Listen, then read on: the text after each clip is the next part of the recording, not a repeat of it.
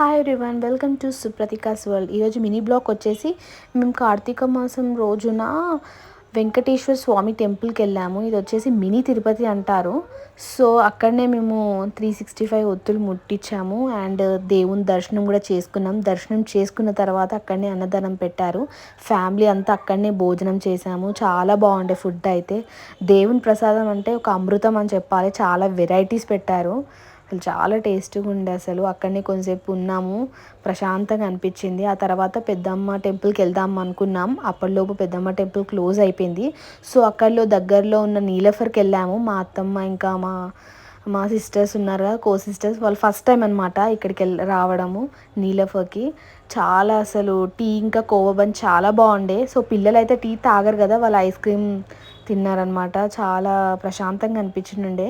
So అక్కడ మేము కొన్ని ఫొటోస్ కూడా దిగాము. చాలా ఫ్యామిలీ అంతా ఒక ఫస్ట్ టైం అనమాట. మేము ఎప్పుడు వెళ్తాం కానీ నార్మల్గా టెంపుల్స్కే వెళ్తాము. సో ఇట్లా ఒక ఇట్లాంటి రెస్టారెంట్స్కి మాత్రం ఫస్ట్ టైం అనమాట.